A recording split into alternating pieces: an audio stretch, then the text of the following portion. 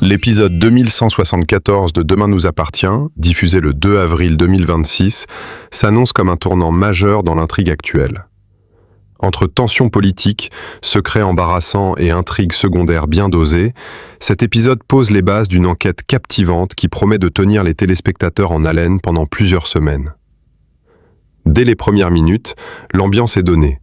Un corps est retrouvé à proximité du lieu du non-mariage, déclenchant immédiatement une enquête complexe.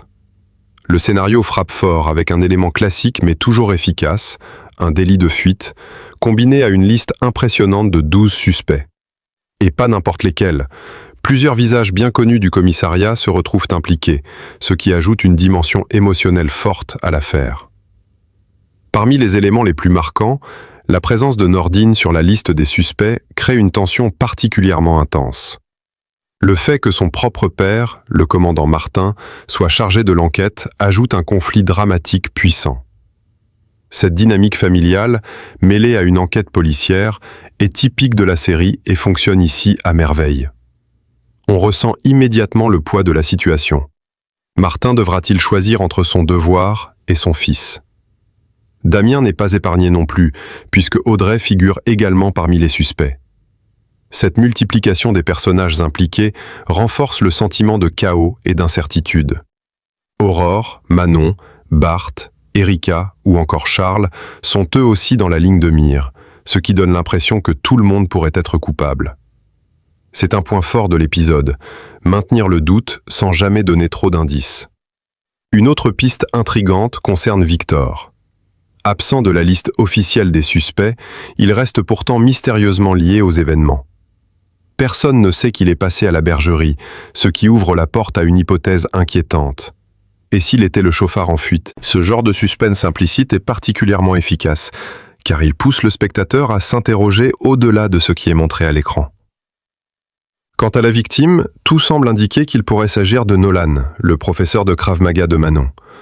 Ce choix ne serait pas anodin et pourrait relier plusieurs personnages à l'affaire, renforçant encore la complexité de l'enquête. L'épisode joue aussi sur des détails comportementaux qui alimentent le mystère.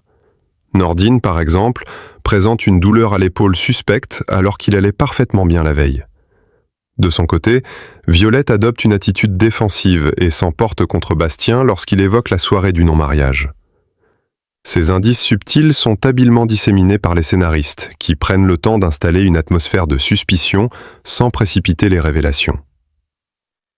En parallèle de cette intrigue principale très sombre, l'épisode propose une respiration bienvenue avec une storyline plus légère mais tout aussi mémorable. Bruno et son fameux secret embarrassant. Sa confidence à Chloé concernant un rêve érotique impliquant Christelle Moreno apporte une touche d'humour et de gêne parfaitement dosée. Le quiproquo initial, Chloé pensant qu'elle est concernée, fonctionne très bien et offre un moment de comédie efficace. Cette intrigue secondaire soulève néanmoins une question intéressante. Bruno pourrait-il réellement développer des sentiments pour Christelle ? Si c'est le cas, la situation risque de devenir rapidement ingérable, notamment vis-à-vis de Sylvain. Cette dimension ajoute une profondeur inattendue à ce qui pourrait sembler n'être qu'un simple gag.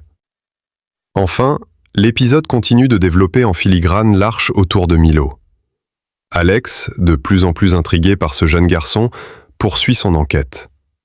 Entre fausses adresses, bagarres et comportements mystérieux, Milo semble cacher une réalité familiale compliquée. Cette intrigue avance lentement mais sûrement, et on sent qu'elle pourrait déboucher sur quelque chose de fort émotionnellement.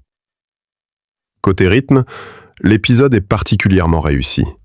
Il n'y a aucun temps mort, et les différentes intrigues s'enchaînent avec fluidité. Le suspense est omniprésent, et chaque scène apporte son lot de questions plutôt que de réponses, ce qui incite à revenir pour la suite.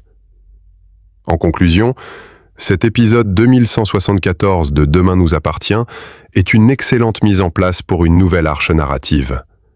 Il combine efficacement suspense, émotion et humour, tout en laissant planer de nombreuses zones d'ombre. Une chose est sûre, les téléspectateurs auront du mal à patienter jusqu'à la suite, tant les enjeux sont élevés.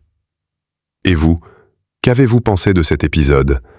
Qui vous semble le plus suspect ?